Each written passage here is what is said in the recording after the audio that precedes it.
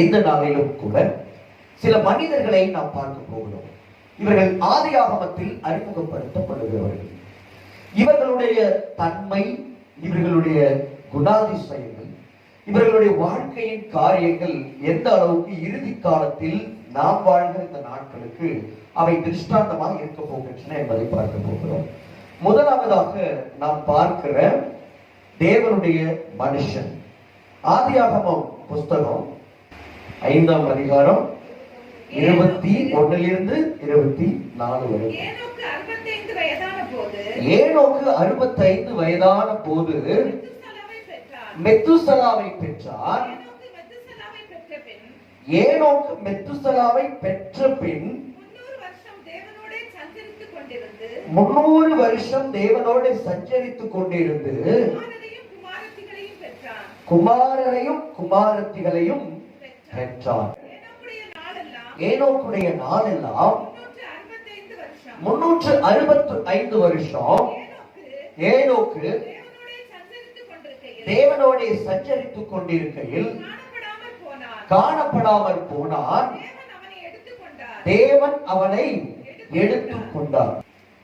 ஆதாம் தொடங்கி அந்த ஆதி காலத்தில் வாழ்ந்த மனிதர்கள், ஜனப்பிரளயத்திற்கு முன்பாக பூர்வ நாட்களில் வாழ்ந்த மனிதர்கள் 900 வருடங்களுக்கு மேலாக வாழ்ந்தார்கள் என்பதை பற்றி பார்த்தோம்.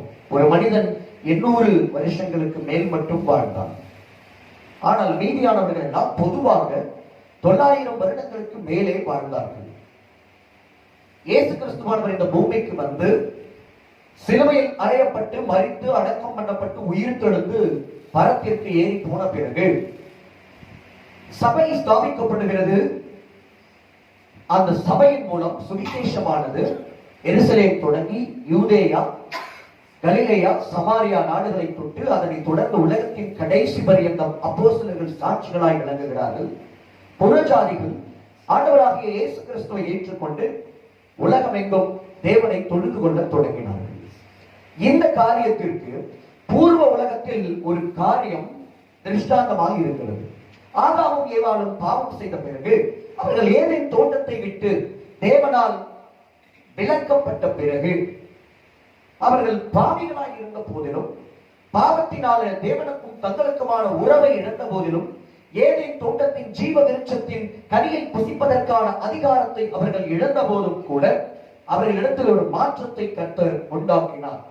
அவர்கள் அன்று ஞானஸ்நானம் பெற்றுக் கொள்ளவில்லை, சுவிசேஷத்தை கேட்கவில்லை, கர்த்தராகிய இயேசு கிறிஸ்துவையும் சந்திக்கவில்லை. ஆனால் தேவனுடைய கிருபையினால் ஒரு காரியம் அவர்களுடைய தலைமுறையிலே நடந்தது. ஆதியாகமம் 4ஆம் அதிகாரத்தினுடைய 26ஆம் வசனத்தில் பார்க்கிறோம். சேத்துக்கும் ஒரு குமாரன் பிறந்தான், அவனுக்கு ஏனோஸ் என்று பெயரிட்டான். அப்பொழுது மனுஷர் கர்த்தருடைய நாமத்தை தொழுது கொள்ள ஆரம்பித்தார்கள். இந்த மனுஷர்கள் கர்த்தருடைய நாமத்தை ஆதாமுக்கு 3ஆம் தலைமுறையான ஏனோசின் காலத்தில் தொழுது கொள்ள தொடங்குகிறார்கள். பாவத்தின் நிமித்தம் அவர்கள் ஏதேனை விட்டு விலக்கப்பட்ட சந்ததிதான், கர்த்தரால் சபிக்கப்பட்ட சந்ததிதான். மரணம் என்பது அவர்களை ஆத்மாவிலும் சரீரத்திலும் ஆண்டு கொள்ள தொடங்குகிறது. மனிதன் தன் நெற்றியின் வேர்வை நிலத்தில் சிந்த பாடுபட்டால்தான் அவனுக்கு உணவு கிடைக்கும் என்கிற நிலைக்கு அவன் தள்ளப்படுகிறான். நினைத்த உடனே தோட்டத்தில் இருந்து விதவிதமான கனிகளை பறித்து புசிக்கிற அதிகாரம் என்பது அவனிடத்தில் இருந்து பறிக்கப்படுகிறது. ஏன்?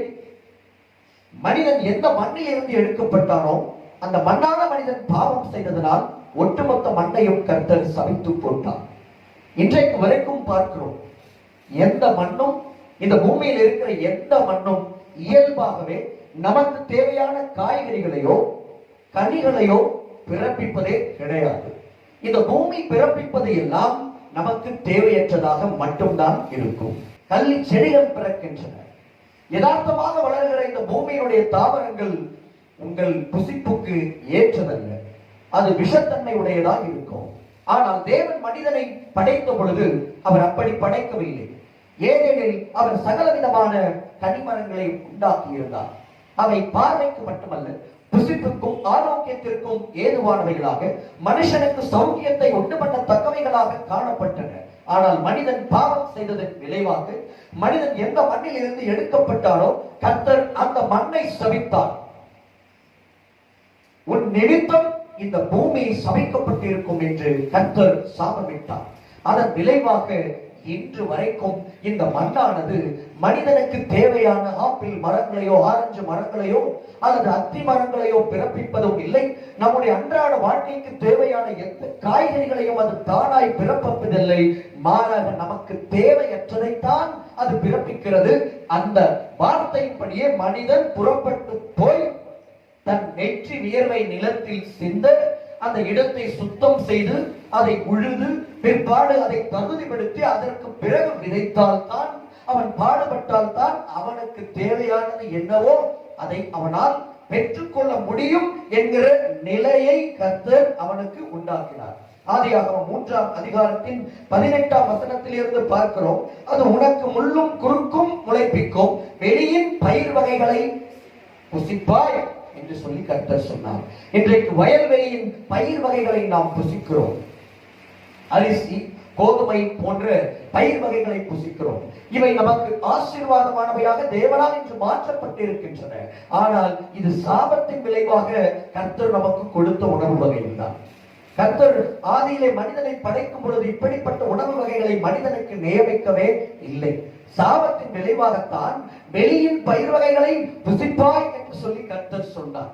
அந்த வெளியின் பயிர் வகைகள் தான் இன்றைக்கு நாம் விரும்பி உண்ணுகிற தானியங்கள், காய்கறிகள் உள்ளிட்ட எல்லாமே. அது மட்டுமல்ல, கர்த்தர் சொன்னார் 19ஆம் வசனத்தில் பார்க்கிறோம், நீ பூமியிலிருந்து எடுக்கப்பட்டபடியினால் நீ பூமிக்கு திரும்ப மட்டும் உன் முகத்தின் வேர்வையால் ஆகாரம் புசிப்பாய். நீ மண்ணாய் இருக்கிறாய், மண்ணுக்கு திரும்புவாய் என்றார். இன்றைக்கு வரைக்கும் இந்த வார்த்தைகள் நிறைவேறி இருக்கின்றன. ஒரு ஜான் வயிற்றுக்காக இந்த பூமியில் பிறக்கிற மனிதர்கள் பாடுபடாமல் அவர்கள் நெற்றி வேர்வை நிலத்தில் சிந்த ஏதோ ஒரு விதத்திலே அவர்களுடைய வேர்வை தினந்தோறும் சிந்தப்பட்டுக் கொண்டிருக்கிறது. அல்லேலூயா. இந்த கடைசி நாட்களில் மனிதர்கள் ஏர் கண்டிஷன் நிறைந்த அறைகளில் வேலை செய்தாலும் கூட எல்லா நேரங்களிலும் அவர்களால் ஏர் கண்டிஷன்கள் இருக்க முடியாது. ஏதோ ஒரு சூழ்நிலை அவர்கள் வேலையின் நிமித்தம் அவர்கள் வேர்வை சிந்தி ஆக வேண்டும். இப்படி மாதம் முழுக்க தங்கள் உடலை வருத்தி அவர்கள் பாடுபட்டால் தான் அவர்களுக்கு இந்த உணவு என்பது கிடைக்கும். தேவன் நியமித்த மனிதர்களுக்கான சாபம். இது ஏன் கொடுக்கப்பட்டது? 17ஆம் வசனத்தில் பார்க்கிறோம். பின்பு அவர் ஆதாமை நோக்கி, நீ உன் மனைவியின் வார்த்தைக்கு செவி கொடுத்து புசிக்க வேண்டாம் என்று நான் உனக்கு விலக்கின விருட்சத்தின் கனியை புசித்தபடியினாலே பூமி உன் நிமித்தம் சபிக்கப்பட்டிருக்கும். நீ உயிரோடு இருக்கும் நாளெல்லாம் வருத்தத்தோடே அதன் பலனை புசிப்பாய். நீ பலனை புசிப்பாய், ஆனால் மகிழ்ச்சியோட அல்ல. உன் பலன்கள் எல்லாம் உன் வருத்தத்தோடு, உடல் வருத்தத்தோடும் ஆத்ம வருத்தத்தோடும் தான் உன் வாழ்நாள் எல்லாம் நீ அந்த பலனை புசிப்பாய் என்கிற சாபத்தை கர்த்தர் மனிதன் அவர் புசிக்க கூடாது என்று சொல்லி சொன்ன மரத்தின் கனியை புசித்ததினாலே இந்த சாபம் மனிதனுக்கு கடந்து வந்தது. இப்படியாக மனிதர்கள் கர்த்தரால் தள்ளப்பட்டார்கள். இன்று வரைக்கும் மனுஷன், மண்ணான மனுஷன் மண்ணுக்கு திரும்பிக் கொண்டிருக்கிறான். மண்ணோடு மண்ணாய் அவன் காணப்படாமல் போகிறான். அவனுடைய சரீரம் உருவழிந்து போகின்றது. இப்படிப்பட்ட மனிதர்கள் வாழ்ந்து கொண்டிருந்த நாட்களில் ஆதாமுடைய பிள்ளைகளான காயினும் ஆபேலும் பிறந்த பிறகு காயின் ஆபேலை கொன்றதினால் காயினும் சபிக்கப்பட்டு போனான், ஆபேலும் பூமியில் இல்லாமல் போனான். தேவன் ஆதாமுக்கும் ஏவாளுக்கும் சேத் என்கிற குமாரனை கொடுக்கிறான். இந்த சேத்துக்கு ஏனோஸ் என்கிற குமாரன் பிறக்கிறான். ஏனோஸ் பிறந்தவுடன் பூமியில் அந்த காலத்தில் வாழ்ந்து கொண்டிருந்த மனுஷர்கள் கர்த்தருடைய நாமத்தை தொழுது கொள்ள தொடங்கினார்கள். மனிதர்கள் கர்த்தரை விட்டு விலகி வாழ்ந்த வாழ்க்கையை விட்டு இப்பொழுது தேவனை தொழுது கொள்ள தொடங்குகிறார்கள். இது இயேசுவானவர் பூமிக்கு அறிவிக்கப்பட தொடங்கின பிறகு, ரட்சிப்பு யூதர்கள் மூலமாய் வருகிறது என்று ஆண்டவராகிய இயேசு கிறிஸ்து சொன்னபடியே யூதர்களாகிய அப்போஸ்தலர்கள் உலகம் முழுக்க இயேசு கிறிஸ்துவின் சமாதான சுவிசேஷத்தை கொண்டு போன பொழுது உலகம் முழுவதும் பல கோத்திரங்களிலும் ஜாதிகளிலும் ஜனங்களிலும் பாஷைக்காரர்களும் இருக்கிற ஜனங்கள் இயேசுவினுடைய சுவிசேஷத்தை கேட்டு இயேசுவை ஏற்றுக்கொண்டு ரட்சிக்கப்பட்டார்கள். அப்பொழுது பூமியினுடைய கடைசி பரியந்தம் கர்த்தருடைய நாமம் தொழுது கொள்ள பட தொடங்கியது. அதைத்தான் ஆண்டவர் சொன்னார். எங்கும் பிதாவை தொழுது கொள்ளும் காலம் வருகிறது, அது இப்பொழுதே வந்திருக்கிறது என்று சொன்னார். இப்பொழுது மனிதர்கள் கர்த்தருடைய நாமத்தை தொழுது கொள்ள தொடங்கிவிட்டார்கள். அதன் பிறகு என்ன நடக்கிறது? ஏனோசினுடைய வம்சாவளி, அடுத்தடுத்து பிறக்கிற ஆதாமினுடைய வழித்தோன்றல்கள் எல்லாம் கர்த்தருடைய நாமத்தை தொழுது கொண்டே வருகிறார்கள். புதிய ஏற்பாட்டிலே சபையானது அப்படியே பெருகி வளர்ந்து கொண்டே போகிறது. புதிதாய் பிறக்கிற தலைமுறைகள் கர்த்தருடைய நாமத்தை தொழுது கொண்டே வந்து கொண்டிருக்கிறார்கள். இப்படியே போகிறது.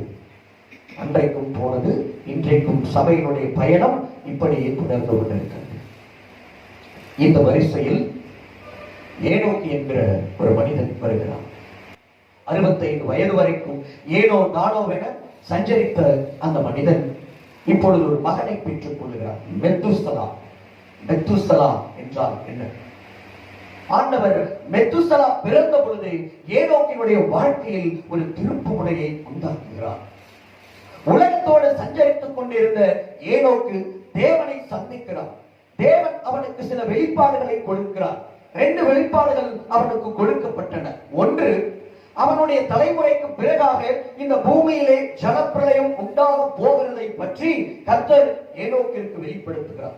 2வது வெளிப்பாடு, கடைசி நாட்களில் உலகத்தை படைத்த தேவனாகிய கர்த்தர் தம்முடைய 1000 பரிசுத்தவான்களோடும் கூட இந்த பூமியை நியாயம் தீர்க்க வரப்போகிறார் என்கிற வெளிப்பாட்டை கர்த்தர் இந்த ஏனோக்கிற்கு கொடுத்தார்.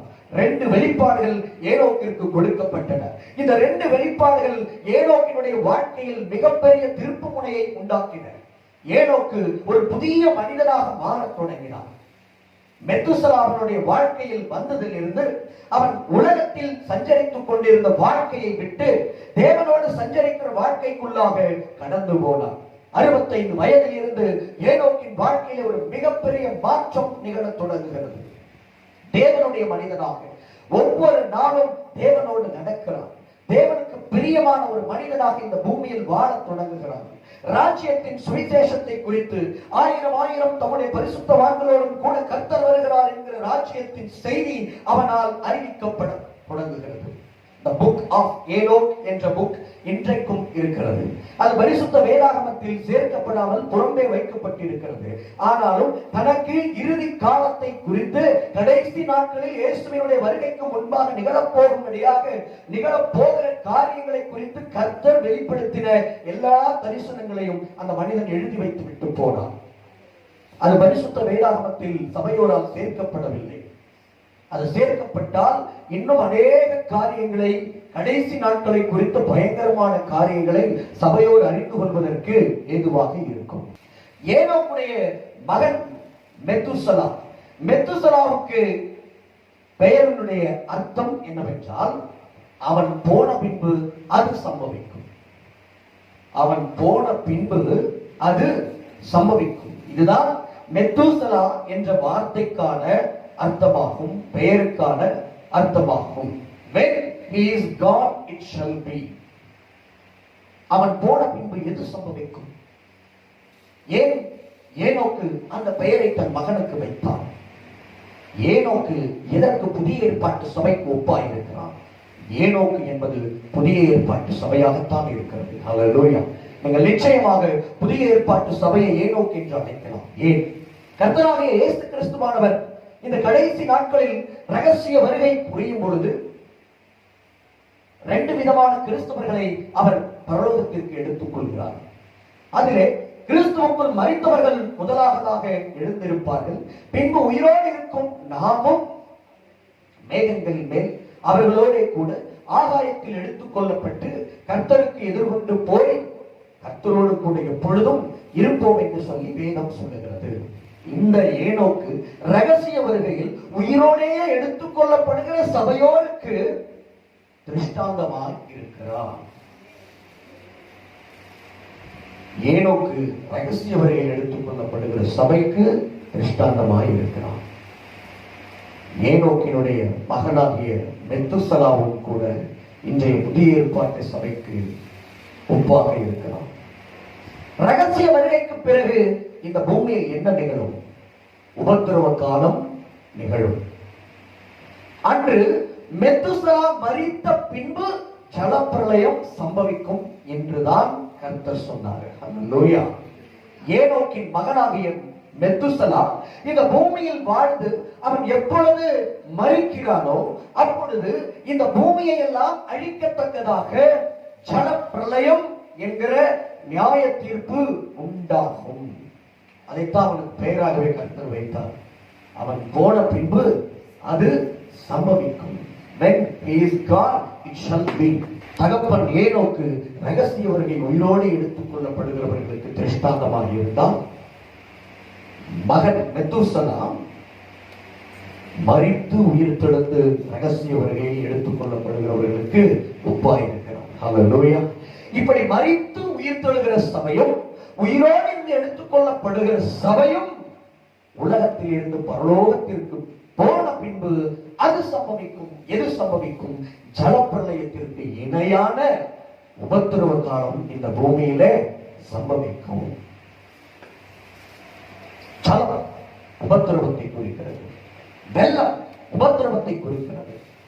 வெள்ளம் போல சத்துரு வரும் பொழுது கர்த்தருடைய ஆவியானவர் அவனுக்கு விரோதமாய் கொடியேற்றுவார். தண்ணீர், ஆறு, வெள்ளம் இவையெல்லாம் உபத்திரவத்திற்கு அடையாளமாக இருக்கிறது. நீ தண்ணீர்களை கடக்கும் பொழுது நான் உன்னோடு இருப்பேன் என்று கர்த்தர் சொன்னார். ஹல்லேலூயா. நீ ஆறுகளை கடக்கும் போது அவைகள் உன்மேல் புரளுவதில்லை. ஆற்றை குறித்தால் கர்த்தர் கவலைப்பட்டு சொன்னார், ஆறாகிய தண்ணீராகிய உபத்திரவத்தை நீ உன் வாழ்க்கையில கடக்கும் பொழுது நான் உன்னோடு இருப்பேன். அந்த ஆறு, அந்த உபத்திரவம் உன்னை ஒரு நாளும் புரண்டு வீழ்த்தாது. ஹல்லேலூயா. நீ அதை கடந்து போவாய். ஆனால் அந்த கடந்து போனதனுடைய சேதம், அடையாளம் உன்னில் காணப்படவே படாது என்பதுதான் கர்த்தரால் அறிவிக்கப்பட்ட வாக்குத்தத்தம். ஜலம் உபத்திரவத்திற்கு சமம். ஜல பிரளயம், ஜலமானது பெருகி பெருகி பெருகி அது பிரளயமாய் மாறுவது என்பது மிகுந்த உபத்திரவத்திற்கு அடையாளமாய் இருக்கிறது. ஹல்லேலூயா. அன்றைக்கு ஏனோக்கு என்கிற உயிரோடு இருக்கிற சபையும் மெத்துசலா என்ற மரித்த கர்த்தருக்குள் மரித்த சபையும் ரகசிய வருகையிலே எடுத்துக்கொள்ளப்படும்படியாக பாக்கியத்தை பெற்றனர். சபை போன பின்பு, மெத்துசலாவாகிய சபை போன பின்பு, ஏனோக்காகிய சபை போன பின்பு ஜலப்பிரளயமாகிய உபத்திரவ காலம் இந்த பூமியிலே சம்பவிக்கும். ஹல்லேலூயா. ஏனோக்கினிடத்தில் என்ன தனித்தன்மை காணப்பட்டன? அவன் தேவனோடு சஞ்சரித்துக் கொண்டிருந்தான். உலகத்தில் கர்த்தருடைய வருகையை பற்றி பேசின முதல் மனுஷன். இயேசுவின் முதலாம் வருகையை பற்றி அறிவிக்கப்படவில்லை, ஆனால் இரண்டாம் வருகையை பற்றி முன்பே அறிவிக்கப்பட்டது. ஏன்? இரண்டாம் வருகைக்காகத்தான் முதலாம் வருகையே என்பதனால் தான் இரண்டாம் வருகையை கர்த்தர் முன்னிலைப்படுத்தினார். ஹல்லேலூயா. மெத்துசலாவும் 187 வயதான போது லாமேக்கை பெற்றார். ஆதியாகமம் 5ஆம் அதிகாரத்துடைய 25ஆம் வசனத்தில் பார்க்கிறோம். மெத்துசலா 187 வயதான போது லாமேக்கை பெற்றார். மெத்துசலா லாமேக்கை பெற்றபின் 782 வருஷம் உயிரோடு இருந்து குமாரரையும் குமாரத்திகளையும் பெற்றார். லாமேக்கு எதற்கு அடையாளமாக இருக்கிறார்? லாமேக்கினுடைய வயதை பாருங்கள். ஆதாமில் இருந்து நோவா வரையிலாக 10 தலைமுறை. ஏனோக்கு 7வது தலைமுறை. இந்த 10 தலைமுறையிலும் மிக குறைந்த ஆயுளை உடைய மனிதன் யார் என்றால் லாமேக். 777 வருஷம். பழைய ஏற்பாட்டின் எந்த புருஷனும் புதிய ஏற்பாட்டின் ஆவிக்குரிய ஏதோ ஒரு காரியத்திற்கு அடையாளமாக இருக்கிறான்.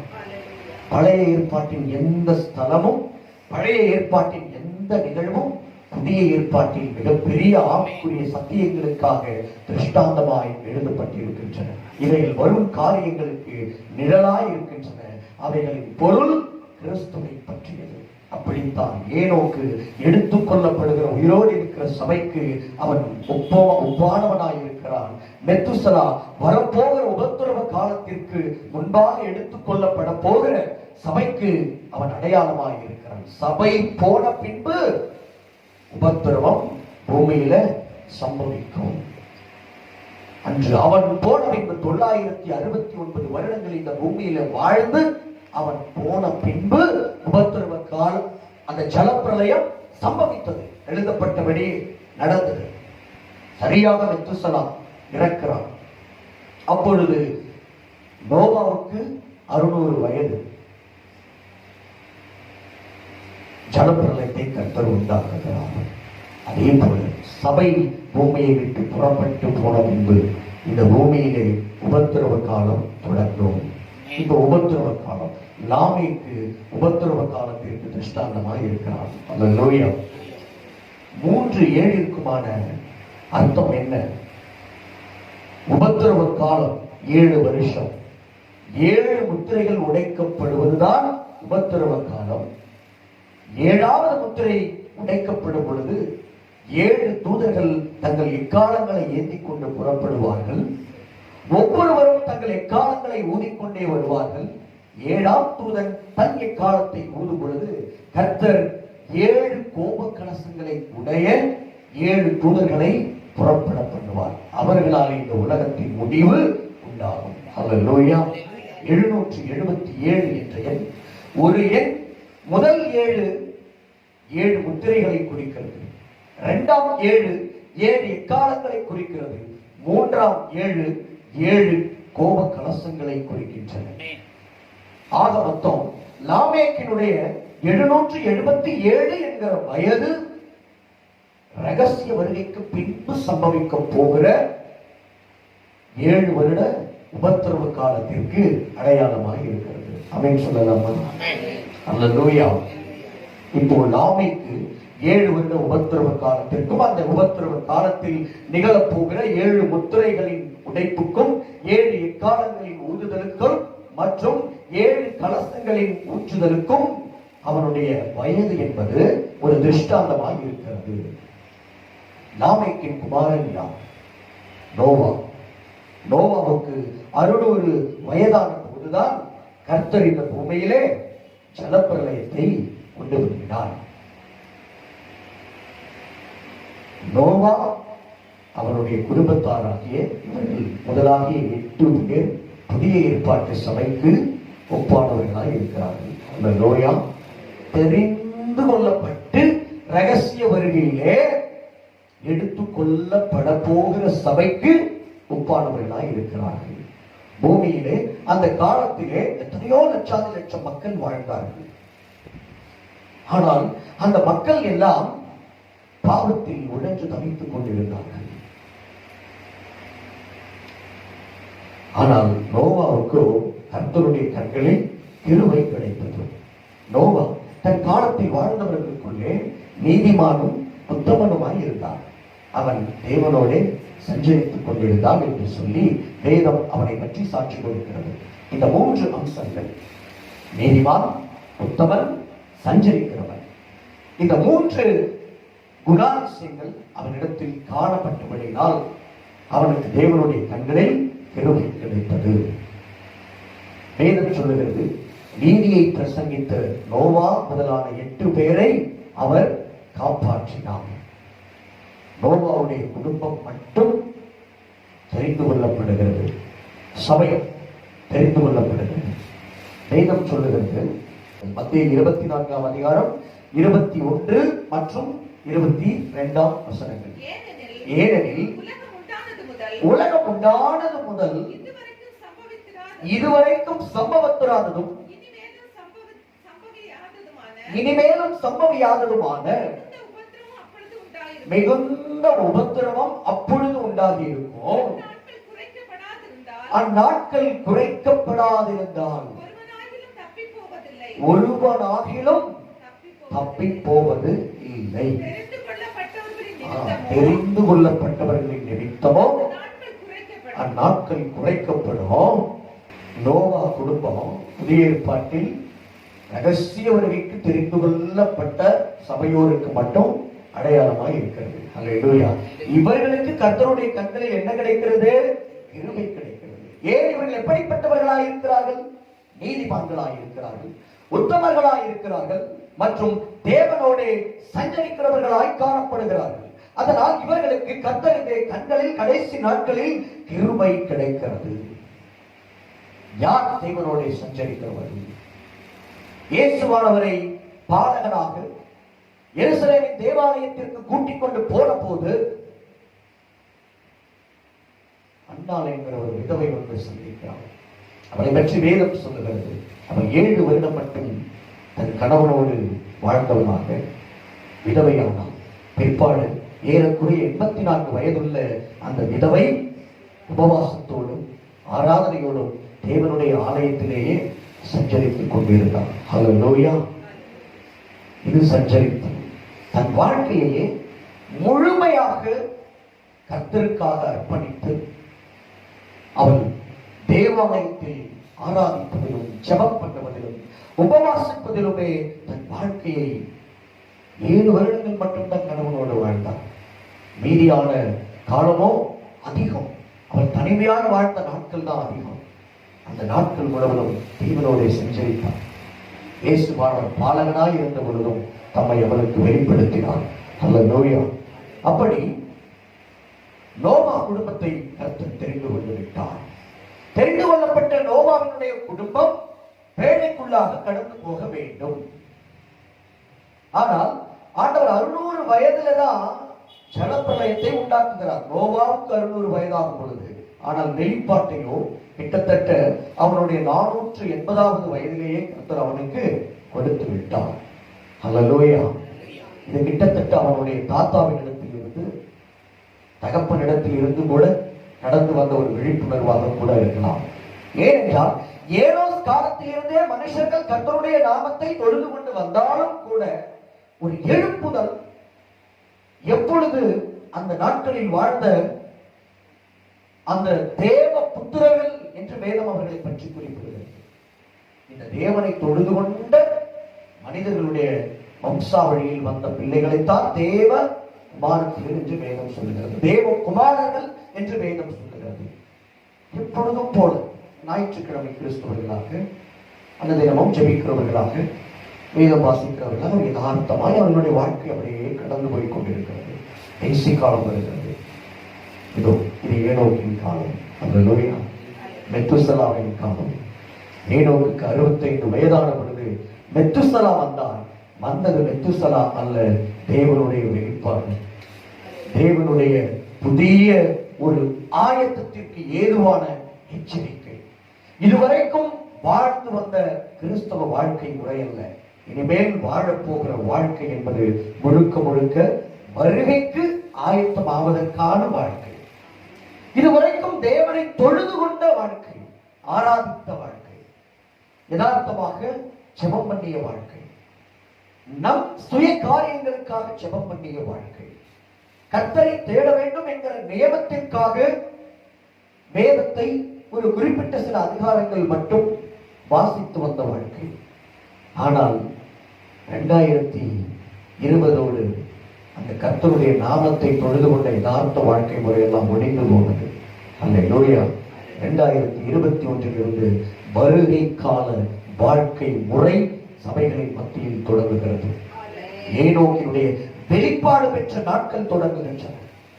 மெத்துசலா என்கிற வெளிப்பாடு புறப்பட்டு வந்த காலமாக இருக்கிறது. இனி ஆயத்தத்தின் காலம். நீ காலாட்களோடு ஓடும் பொழுதே சோர்ந்து போவாயாக. குதிரைகளோடு ஓடுகிற நாட்கள் வருகின்றன. அப்பொழுது நீ எப்படி குதிரைகளோடு ஓடுவாய்? ஹல்லேலூயா! காலாட்களோடு ஓடின நாட்கள் எல்லாம் முடிந்து போயின. இனி குதிரைகளோடு ஓடுகிற நாட்கள் நமக்கு வருகின்றன. என்றைக்கு அந்த வெளிப்பாட்டை பெற்றுக் கொண்டானோ அன்றிலிருந்து ஏனோக்கு தலைகளாய் மாறி போனான்.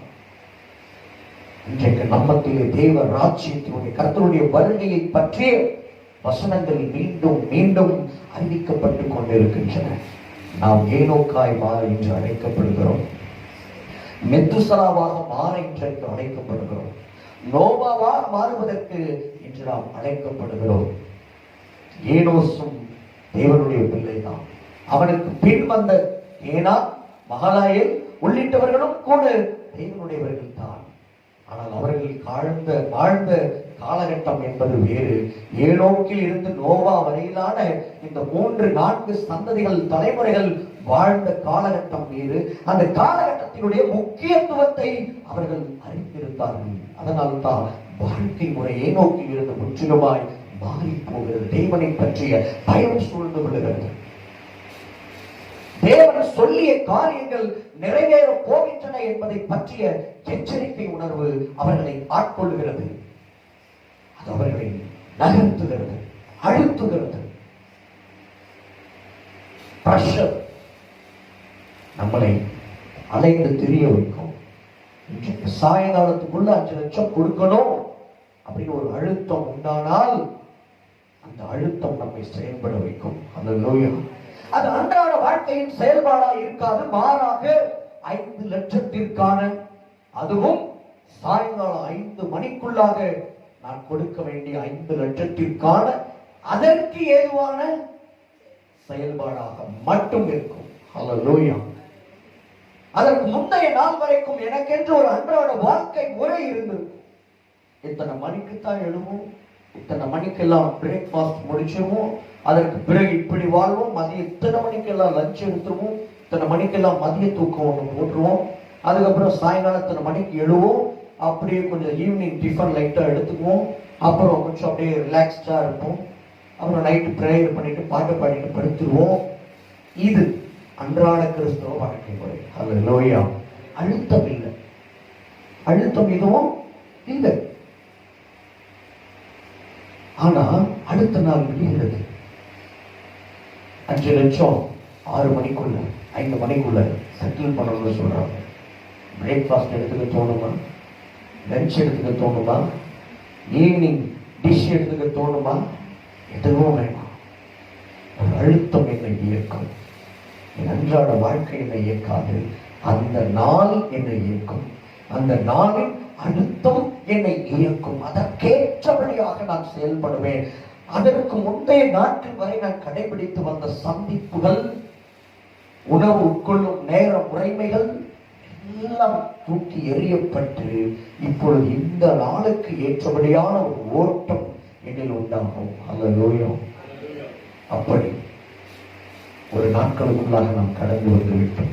அழுத்தத்தின் நாட்கள், அழுத்தம் நம்மை இயக்குகிற நாட்கள், கர்த்தருடைய வருகையை பற்றிய உபதேசம் நம்மை இயக்குகிற நாட்கள், கர்த்தருடைய வருகையை பற்றிய எச்சரிக்கை உணர்வும் விழிப்புணர்வும் நம்மை இயக்குகிற நாட்கள். இதுவரைக்கும் நாம் இப்படித்தான் வாழ்ந்தோம் என்று சொன்னாலும் இனிமேல் அப்படி வாழக்கூடாது, உங்களுடைய வாழ்க்கை முறை மாற்றி அமைக்கப்பட வேண்டும் என்கிற நாட்களுக்குள்ள கடந்து வந்திருக்கிறோம். அல்லேலூயா. அந்த நாளில் நோவாவின் நாட்களில் வாழ்ந்தவர்களை போல மனிதர்கள் புசித்தும் குளித்தும் பெண் கொண்டும் பெண் கொழுந்தும் கட்டியும் நாட்டியும் ஒரு வாழ்க்கை முறை அந்த நோவாவை சுற்றி இருந்தவர்களுக்குள்ளே காணப்பட்டது. ஆனால் நோவாவும் அவன் வீட்டாரும் வேறு வேலையில் பரபரப்பாய் இருந்தார்கள். அவர்கள் பேழையை கட்டி எழுப்பிக் கொண்டிருந்தார்கள். உலகம் புசித்தது, குடித்தது, பெண் கொண்டது, கொடுத்தது, அதற்கான சடங்கு சம்பிரதாயங்கள் மகிழ்ச்சியிலே திளைத்துக் கொண்டிருந்தது. செலிப்ரேஷன் மோட்ல இருந்துச்சு. நோவாவை சுற்றி இருந்த உலகம் கொண்டாட்ட மனநிலையில் இருந்தது. ஆனால் நோவாவும் அவன் வீட்டாரும் வரப்போகிற ஜலப்பிரளயத்திலிருந்து தங்களை காப்பாற்றிக் கொள்வதற்காக தேவன் ஆயத்தம் பண்ண சொல்லிய நோவா பேழையை கட்டி எழுப்புவதிலே 120 வருடங்கள் அவர்கள் தரித்திருந்தார்கள். இடைவிடாமல் 120 வருடமும் ஒரு பக்கம் தங்களுக்காக பேழையை ஆயத்தம் பண்ணிக்கொண்டே இன்னொரு பக்கம் தங்களை சுற்றி இருந்த உலகத்திற்கு இந்த பூமியின் மீது ஜலப்பிரளயம் வரப்போகிறது, மனம் திரும்புங்கள், கர்த்தர் இந்த உலகத்தை அழிக்கப் போகிறார், எவன் பேழைக்குட்படுகிறானோ அவன் இந்த ஜலப்பிரளயத்தில் இருந்து காப்பாற்றப்படுவான் என்கிற நீதியை அவன் அன்றைக்கு பிரசங்கித்துக் கொண்டிருந்தான். உலகம் அவனை நகைத்தது, பகைத்தது, பரிகாசித்தது, ஏளனம் செய்தது. ஏன்? அந்த உலகம் மழையை பார்க்காத உலகம், அது பூர்வ உலகம். வானத்தில் மேகங்கள் இல்லை. ஒரு மேகம் கூடினால், மழை பெய்தால் இந்த பூமியில் என்ன நிகழ வேண்டுமோ இதையெல்லாம் உலகத்தை சுற்றி இருந்த ஆகாய விரிவாகிய வானத்திற்கு மேலே இருந்த ஜலத்திரை, வாட்டர் கனோப்பி என்கிற அம்சமே பூமிக்கு கொடுத்துக் கொண்டிருந்தது. அல்லேலூயா. செடிகள் முளைக்க வேண்டுமா? உங்களுக்கான வெப்பம் வேண்டுமா? எல்லாம் ஜலத்திரை பார்த்து கொண்டது.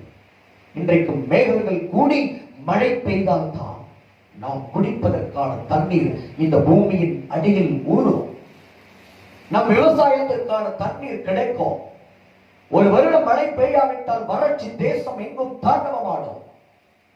ஆனால் அன்றைக்கு மழை என்பது தேவையில்லை, மேகங்கள் என்பதும் தேவையில்லை.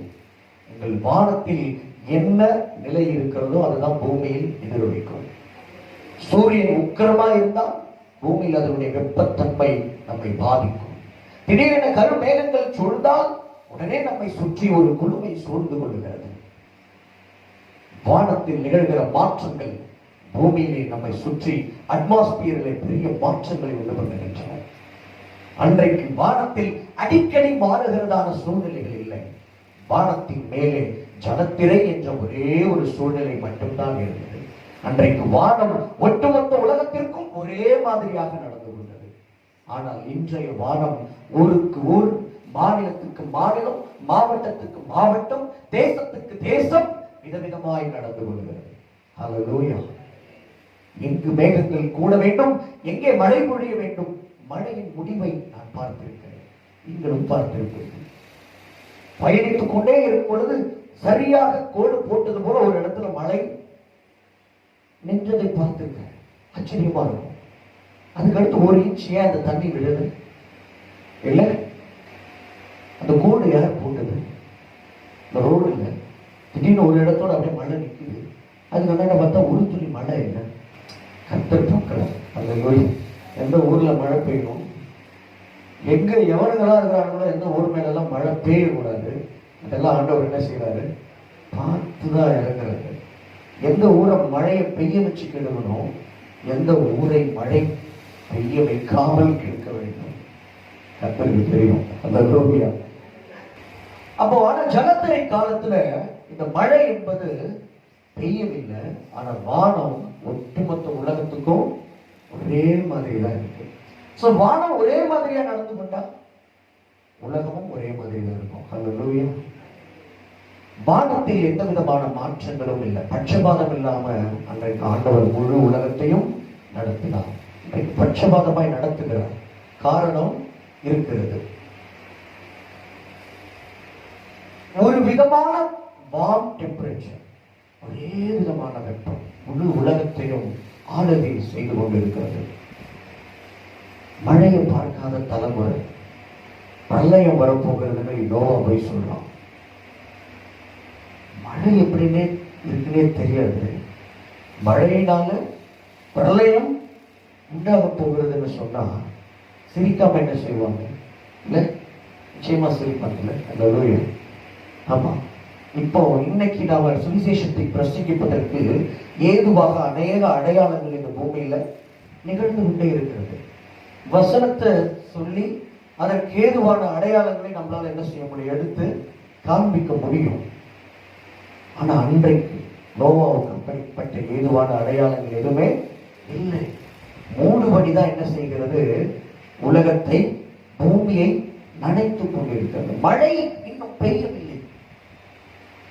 மண்ணில் மழை பெய்தால் என்னென்ன தாவரங்கள் எல்லாம் முளைக்குமோ அந்த தாவரங்கள், மரங்கள் எல்லாம் இப்பொழுது முளைக்கவில்லை. ஏன் அப்படின்னா மழை பெய்தால் மட்டும்தான் அப்படிப்பட்ட தாவரங்கள் பூமியில முளைக்க முடியும். அப்ப மழை பெய்யவில்லை. மூடுபனி எழுப்பி பூமியை என்ன செய்கிறதா? நனைத்துக் கொண்டிருக்கிறது. மூடுபனின்னா இப்ப நம்ம பார்க்கிற மூடுபனியே கிட்டத்தட்ட மழை போலதான் பூமியை ஆக்குகிறது. காலை நேரத்தில் பார்க்கும் பொழுது அந்த நாட்களில் கர்த்தர் உண்டாக்கின மூடுபனி என்பது கிட்டத்தட்ட மழை பூமியை நனைத்தால் எந்த அளவுக்கு நனைக்குமோ அந்த அளவுக்கு நனைப்பதற்கு ஏதுவாக இருந்தது. இப்படி அந்த நாட்களில் பூர்வ உலகத்தில் மூடுபனி உண்டானது என்பதற்கு பரிசுத்த வேதாகமம் என்ற சாட்சி பகரவில்லை. பாபிலோன் என்ற தேசத்தில் எனுமா எலிஷ் என்கிற பாபிலோனியர்களுடைய ஆதியாகமம் என அது சொல்லப்படுகிறது. அந்த புத்தகத்தில் எழுதப்பட்டிருக்கிறது, பூர்வ உலகத்தில் பூமியை மூடுபனி எழுப்பி நனைத்தது என்று சொல்லி அந்த எனுமா இனிஷிலே எழுதியிருக்கிறார்கள். நோவா போய் பிரசங்கிக்கிறான். மழை பொழிய போகிறது, பிரளயம் உண்டாக போகிறது, கர்த்தர் பிரளயத்தை கொண்டு பூமியை அழிக்கப் போகிறார் என்று சொன்னவுடனே அவர்களால் அவருடைய வார்த்தைகளை ஏற்றுக்கொள்ளவே முடியவில்லை. அவர்கள் ஏற்றுக்கொள்ள மாட்டார்கள். ஏனென்றால் கர்த்தர் அவர்களைத்தான் அழிக்க வேண்டும் என்று முடிவெடுத்து விட்டார். கர்த்தருடைய கண்களில் நோவாவுக்கும் அவன் குடும்பத்திற்கும் மட்டும்தான் கிருபை கிடைத்தது. கிருபை பெற்றவன் எவனோ அவன் தான் இயேசுவை ஏற்றுக்கொள்வான். கிருபை பெறாதவனால் இயேசுவினுடைய சுவிசேஷத்திற்கு செவி கொடுக்க முடியாது, அவரை ஏற்றுக்கொள்ளவும் முடியாது, சபைக்குட்படவும் முடியாது. அல்லேலூயா. கிருபையின் ஆவிதான் நம்மை எல்லாம் ரட்சித்தது. அதனாலதான் இயேசு கிறிஸ்துவை மறுதலிக்கிறவன், பின்வாங்கி போகிறவன், கிருபையின் ஆவியை நிந்திக்கிறவழியினால் அவன் கொடிய ஆக்கினைக்கு பாத்திரனாயிருப்பான் என்று வேதம் சொல்லுகிறது. மனுஷர் செய்கிற எந்த பாவமும் அவர்களுக்கு மன்னிக்கப்படும். பரிசுத்த ஆவிக்கு விரோதமான தூஷணமோ என்றென்றைக்கும் மன்னிக்கப்படாமல் இருக்கும் என்கிற வார்த்தைக்கு நீங்கள் பரிசுத்த ஆவியை நேரடியாக நிந்தித்தால் தான் என்று அர்த்தம் அல்ல. மாறாக இயேசு கிறிஸ்துவை ஏற்றுக்கொண்டு ஞானஸ்நானம் பெற்று இயேசு கிறிஸ்துவுடைய இரத்தத்தினால் கழுவப்பட்ட ஒருவன் கிருபையின் ஆவியினால் தான் அவன் ரட்சிக்கப்பட்டான். அவன் ரட்சிக்கப்படுவதற்கு காரணமாக இருந்த கிருபையின் ஆவியை இயேசுவை மறுதலிப்பதன் மூலம் அவன் நிந்திக்கிறான். அதனால் அவன் கொடிய ஆக்கினைக்கு பாத்திரனாய் இருப்பான். கிருபையின் ஆவியும் பரிசுத்த ஆவியும் வேறு வேறு கிடையாது. ஆமென் சொல்லலாம். அல்லேலூயா. அன்றைக்கு உலகம் இவனுடைய வார்த்தைகளை ஏற்றுக்கொள்ளவில்லை, ஏற்றுக்கொள்ள மாட்டார்கள் என்று கர்த்தருக்கு தெரியும். ஆனாலும் நீ போய் சொல்லு, சொல்வது உனது கடமை, கேட்பதும் கேளாததும் அவர்களது உரிமை.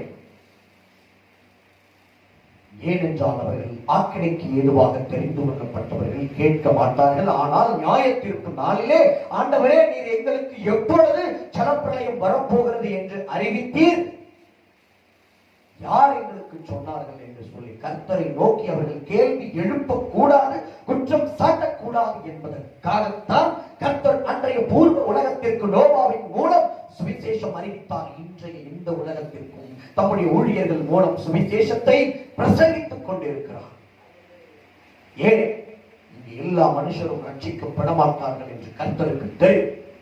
பகிரங்க வருகை மட்டும் கூட மனம் திரும்பாத கூட்டம் இந்த பூமியிலே இருக்கும்.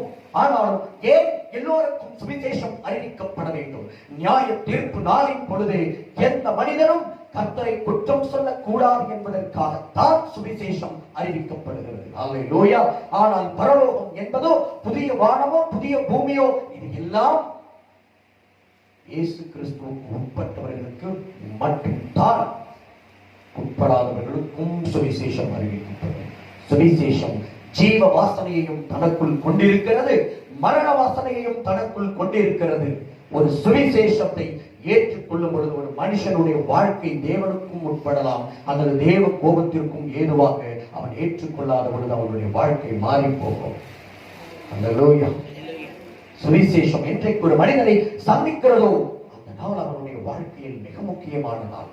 ஏற்றுக்கொண்டால் தேவனுடைய கிருபை அவன் மேல் நிலை கொள்ளும். ஏற்றுக்கொள்ளாத பொழுது தேவ கோபம் அவன் மேல் நிலை நிற்கும். அதனாலதான் வேதம் சொல்லுகிறது, சுவிசேஷத்திற்குள் தேவ நீதி இருக்கிறது, சுவிசேஷத்திற்குள் தேவ பலன் இருக்கிறது, சுவிசேஷத்திற்குள் தேவ கோபம் வெளிப்படுத்தப்பட்டிருக்கிறது. விசுவாசிக்காதவன் எவனோ அவன் மேல் தேவ கோபம் நிலை நிற்கும்படியாக தேவ கோபம் வானத்தில் இருந்து வெளிப்படுத்தப்பட்டிருக்கிறது சுவிசேஷத்தின் மூலமாக. அல்லேலூயா.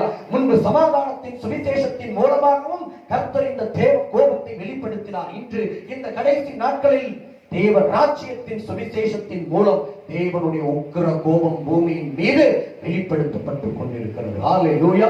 கடைசி நாட்களில் இந்த தேவ ராஜ்யத்தின் சுவிசேஷத்தை கேட்டு ரட்சிக்கப்படுகிறவன் தேவனிடத்தில் மிகுந்த கிருபையையும் பெற முடியும், ஏற்றுக்கொள்ளாத பொழுது மிகுந்த உக்கிர கோபத்தையும் பெற முடியும். இரண்டும் நூறத்தனையாய் சம்பவிக்கும். கடைசி நாட்களில் வாழ்கிற மனிதர்கள் எப்பேற்பட்ட பாவிகளாக அக்கிரமக்காரர்களாக இருந்தாலும் அவர்கள் கடைசி நாட்களில் ரட்சிக்கப்படும் பொழுது கர்த்தருடைய அநாதி கிருபைகள் முந்தைய நாட்களில் கொடுக்கப்பட்டதை பார்க்கலாம் அதிகமாய் கொடுக்கப்படும். ஏன்? நாட்கள் நெருங்க நெருங்க தம்முடைய வருகை சமீபிக்க கர்த்தர் ஒரு பக்கம் தம்முடைய கிருபையை அதிகப்படுத்திக் கொண்டேயும் இருக்கிறார், இன்னொரு பக்கம் அவருடைய உக்கிர கோபமும் எரிந்து கொண்டிருக்கிறது. ஆனாலும் அதை அவர் அடக்கி வைத்துக் கொண்டே இருக்கிறார். அல்லேலூயா. தான் அந்த கடைசி நாட்களில் கர்த்தருடைய நாமத்தை தொழுது கொள்ளுகிறவன் எவனோ அவன் ரட்சிக்கப்படுவான் என்று சொல்லி வேதம் சொல்லுகிறது. சுவிசேஷத்தை அந்த நாட்களில் வாழ்ந்த மனிதர்கள் ஏற்றுக்கொள்ளவில்லை. They were so busy with their lifestyle. What? Wedding celebration, birthday celebration, so many celebrations. Treat here, treat. Party. இன்னைக்கு இந்த பார்ட்டி கல்ச்சர் உலகத்தை பிடித்து ஆட்டுகிறது. நோவா பிரசங்கித்த பொழுது அந்த நாட்களில் வாழ்ந்த மனிதர்கள் அந்த பிரசங்கத்தை அவர்களால் ஏற்றுக்கொள்ள முடியவில்லை. ஏனென்றால் அவர்கள் பூமிக்குரியவர்களாய் வாழ்ந்தார்கள். பரலோகத்திற்குரியவர்களை அவர்களால் ஏற்றுக்கொள்ள முடியவில்லை. நோவாவிடத்தில் கர்த்தர் ஒரு வேலை ஒப்புக் கொடுத்தார். மகனை பேழையை கட்டி எழுப்பு, அந்த பேழைக்குள்ள நீயும் குடும்பத்தாரும் போவீர்கள், மற்றும் சகலவித பட்சிகள், மிருகங்கள் இவற்றிலெல்லாம் ஜோடாக சேகரி, இவற்றிற்கான உணவை சேகரி என்று சொல்லி கர்த்தர் கொடுத்த அந்த மிக பெரிய திட்டத்தை அவன் 120 வருஷம் கண்ணும் கருத்துமாய் ஒவ்வொரு நாளும் செய்து முடித்தான். 120 வருடத்தின் முடிவில் தேவன் சொன்னபடியே ஜலப்பிரளயம் வந்தது. அந்த ஜலப்பிரளயம் எப்படி உண்டானது? வானத்தின் மதகுகள் திறவுண்டன. வானத்தின் மேலே இருந்த ஜலத்திரையினும் மாபெரும் ஒரு தண்ணீர் கூட்டம் திறக்கப்பட்டு பூமியிலே அப்படியே ஊற்றப்பட்டது. 40 நாட்கள் இரவும் பகலும் இடைவிடாமல் மழை பெய்தது. மற்றும் பூமியின் ஆழத்தின் மகா ஆழத்தின் ஊற்றுக்கண்கள் எல்லாம் பிளந்தன. இப்படி 3 விதங்களில் தண்ணீர் பூமிக்குள் கடந்து வந்தது. அந்த தண்ணீர் 150 நாட்கள் வரைக்கும் பூமியில் பிரவாகித்துக் கொண்டிருந்தது. உலகத்தின் மிக உயரமான மலைகள் எல்லாம், அவற்றின் சிகரங்கள் எல்லாம் தண்ணீரினால் மூடப்பட்டன. உலகத்தின் மிக உயரமான சிகரமான 29,029 அடிகள் உயரம் கொண்ட எவரெஸ்ட் சிகரத்தின் மேல் 22.5 அடி உயரத்தில் தண்ணீர் நின்று கொண்டிருந்தது. அதற்கு மேலாக 45 அடி உயரமுள்ள நோவா பேழை மிதந்து கொண்டிருந்தது. அல்லேலூயா. ஜலம் என்பது உபத்திரவத்திற்கு அடையாளமாக இருக்கிறது. ஜலம் பிரளயம் என்பது மிகுந்த உபத்திரவத்திற்கு அடையாளமாக இருக்கிறது.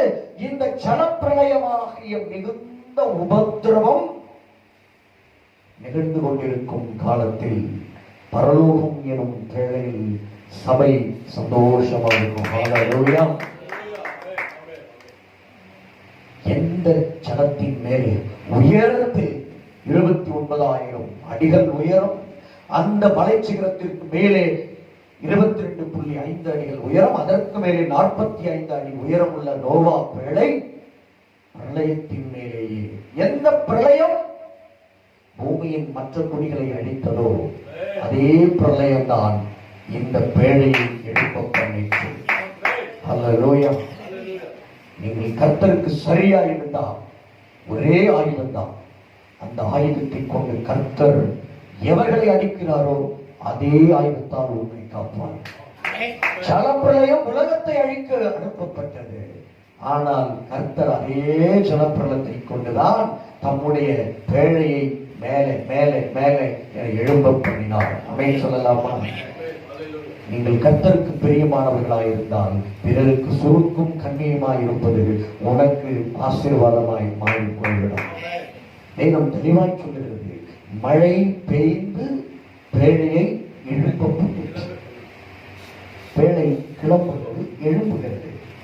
அடுத்து மழை மிகவும் பெருகி வெள்ளம் பெருகுகிறது, சனம் பெருகுகிறது. இப்பொழுது பேழை முதலில் பூமியின் மேல இருந்து கொண்டிருப்பது என்று வேதம் சொல்லுகிறது. பிறகு வேதம் சொல்லுகிறது பேழை ஜலப்பிரளயத்தின் மேல் மிதந்து கொண்டிருந்தது. பேழை மலைகளுக்கு மேலாக நிற்கிற ஜலப்பிரளயத்திற்கு மேல உயர்ந்து கொண்டிருந்தது. உலகத்தில் அன்றைக்கு உயரமான இடத்தில் இருந்தது நோவாவின் பேழை. அன்றைய உலகத்தின் உன்னதமாய் காணப்பட்டது நோவாவின் பேழை.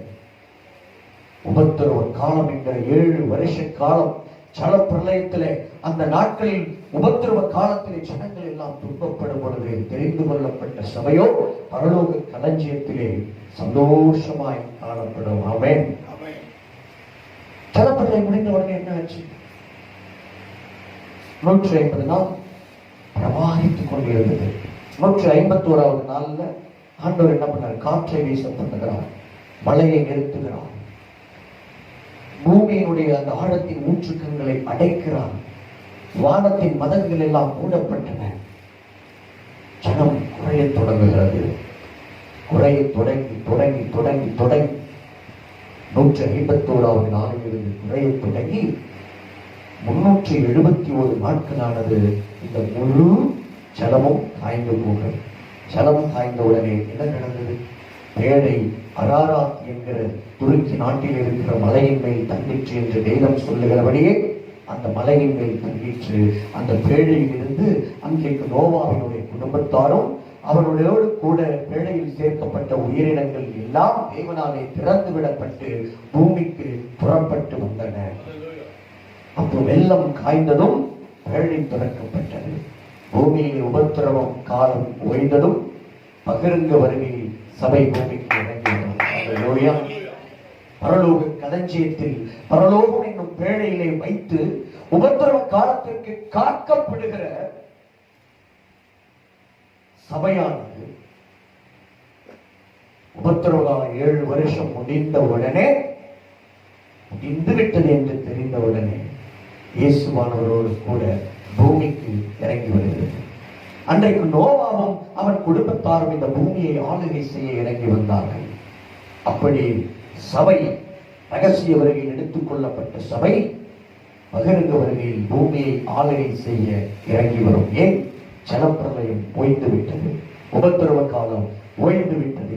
இனி பூமி எங்களுடையது, நாங்கள் வந்து ஆளுகை செய்வோம். துன்மார்க்கருக்கு எங்கள் தேவன் இயேசு கிறிஸ்துவானவர் முடிவை உண்டாக்க போகிறார் என்று சொல்லி 1000 பரிசுத்தவான்களோடும் கூட கர்த்தர் வருகிறார் என்று முன்னறிவித்தபடியே பரலோகத்தில் இருக்கிற சபை இயேசுவோடு கூட இறங்கி வரும். ஆமென் சொல்லலாமா? ஹல்லேலூயா.